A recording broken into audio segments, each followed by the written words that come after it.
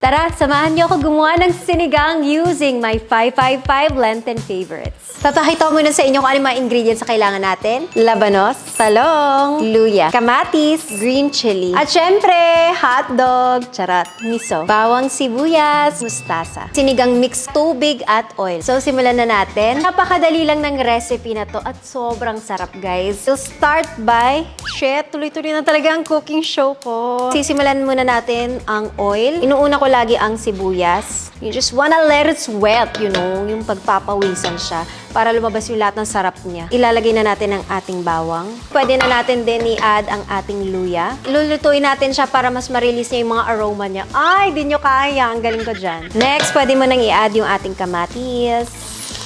Labanos, kasi medyo matagal itong maluto, kaya pwede ko na siya isama. Lalagyan ko ng konting tubig para hindi lang siya masunog. Miso. Depende sa'yo. Kung mahilig ka sa miso, di dagdagan mo. Ako gagamitin ko kalahati. Sarap! Then, dadagdagan nyo na lang siya ng water. And then, sinigang mix. Depende kung gaano kaasim ang bet nyo. Tatakpan lang muna natin at papakuluan. Ayan na, kumukulo na siya. Pwede na natin ilagay ang ating sili. Actually, mahilig ako dyan. Tapos pinapapak ko na yan. And then, pwede nyo nang hinaan.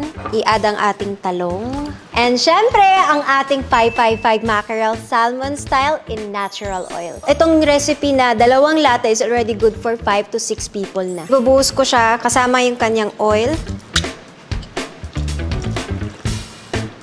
Wala, so sobrang laki. Tignan niyo kung gaano kalaki. Boosh. Grabe. Wow. Pinapakita ko lang kung gaano kalaki. At syempre, gaano kasiksik talaga ang 555. And napaka-masustansya na nito. Kasi may mga gulay, may isda ka na, at may sabaw ka pa. Lalagay lang ako ng konting patis. Tapos, isisimmer natin siya ng 3 minutes. Susubukan muna natin kung ano yung lasa niya. Dagdag lang ako ng konting patis para may alat.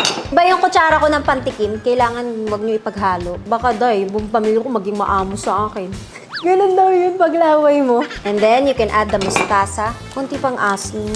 Cover for 1 minute. Tanan! So yan, luto na siya. Serve and enjoy. Click the link to check out and enjoy the special limited edition bundle. Kain na tayo. Yung ating kapatid yan. Akala mo yung diet ata? Tingnan nyo naman gaano kalaki, oh. Oo. Like, para humaba buhay mo. Ah.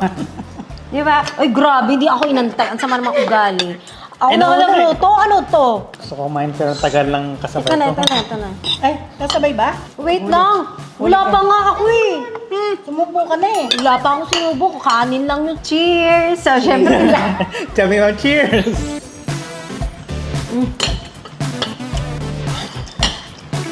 sarap. Alam mo kasi gutom na gutom yung si Ashley. Kuha ka ng kanin, ikaw na mangya.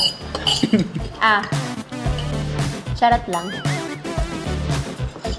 Sobrang favorite ko yung gantong sinigang na 555 mackerel kasi hindi ako magaling sa tinik. Ako din. Ito, kahit kainin mo yung tinik, walang problema. Pwede ka na mag-asawa. Talaga. Kasi edad na ako. Nasa PBB ba? Kakat ko yun, ma. Oo, si kuya, asawahin ko. Nakita mo na siya? Hindi pa. Pero love at first sight kami. Hindi ko alam. Busin natin para walang sayang. Ba't yung sili niya? Siya hindi kinain. Kaya binigay mo sa akin. Tama ka, nakimo na yan. Kaya ate. Tama na yan. Diyos ko naman. Ang kapal naman ng mukha. Sumilip lang ako, grabe ka. Uy, ang galing mo. Parang, Sobrang sarap.